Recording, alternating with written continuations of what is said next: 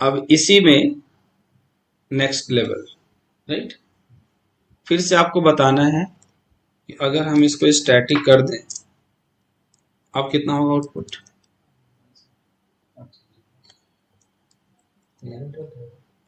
11, 12, 13। अब कितना हो जाएगा? 11, 12, 13 हो जाएगा।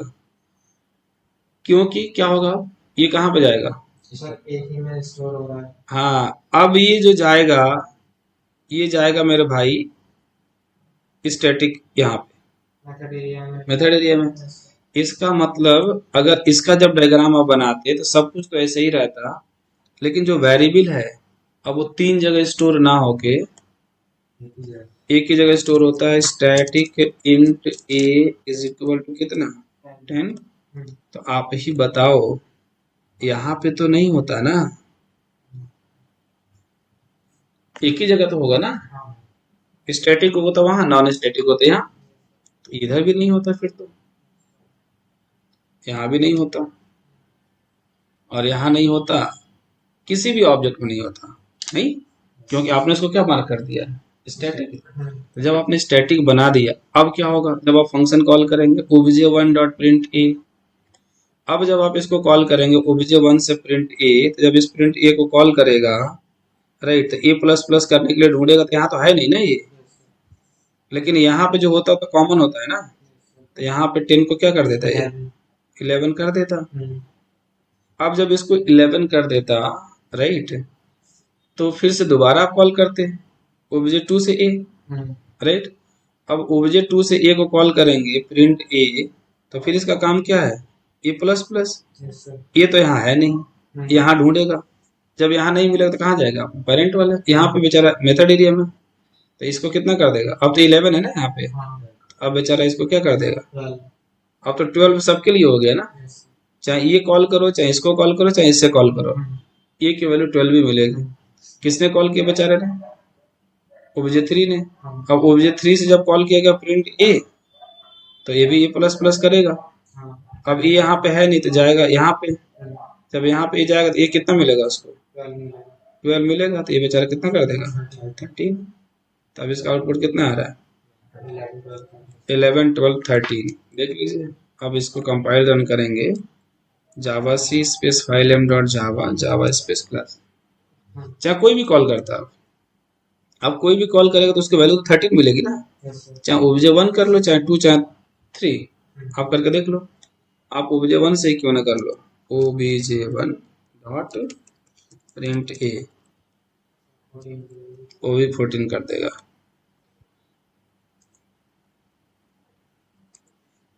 तो जब इतना आप लोग बता पा रहे हैं, तो एक काम करिए, अब बता दीजिए अब कितना होगा।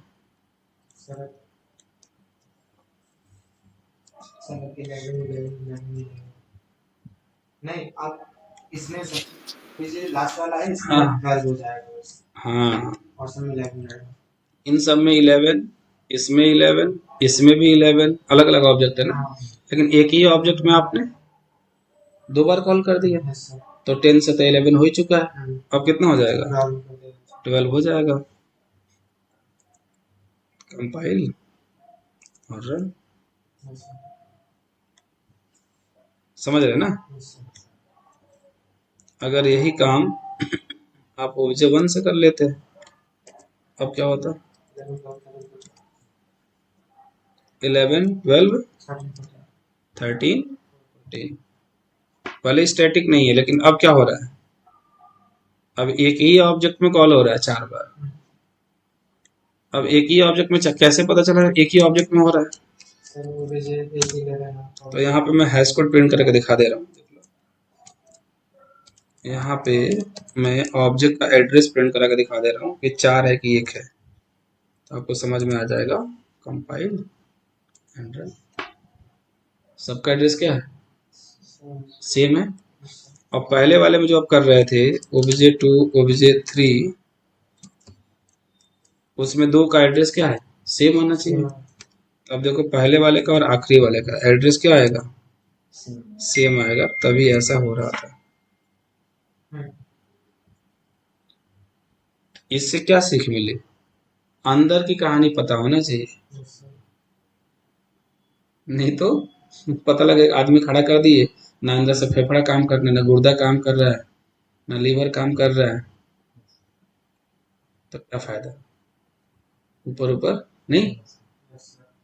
तो अंदर का प्रॉपर पता होना चाहिए कि हम कहाँ पे कौन सा ऑपरेशन परफॉर्म कर रहे हैं। अगर ये नहीं पता होगा तो एक यूजर, एक ऑब्जेक्ट ने अपना 10 साल पैसा जमा किया, उसके में स्टोर ना होके दूसरे में चला जाएगा।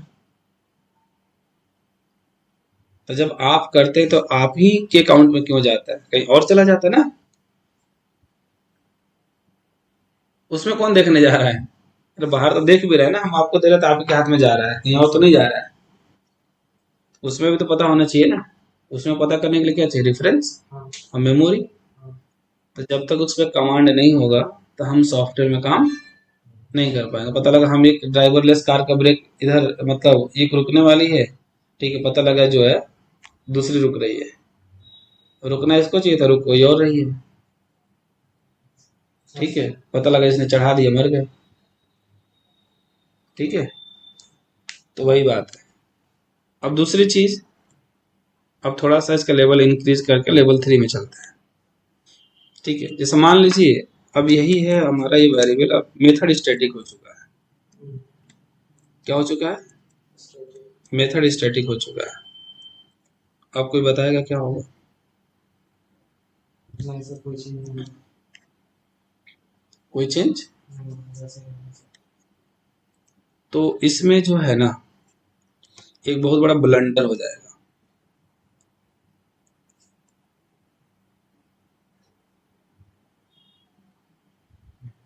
अब इस गुत्थी को सुलझाएंगे नेक्स्ट लेवल में। समझ रहे हैं? समझ रहे हैं? वो तो बड़ी मुसीबत की बात आ गई ना।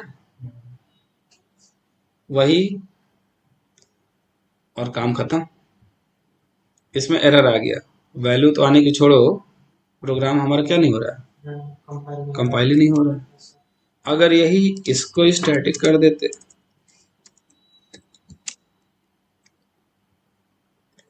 अभी बेचारा, अब कुछ देखो और कह रहा है, अब बेचारा एक एरर दे रहा है, अभी 3 एरर दे रहा था। सब मिला के अब कुछ समझना पड़ेगा। अब इस मेमोरी को कुछ सही से समझना पड़ेगा। राइट, चलते हैं नेक्स्ट लेवल में।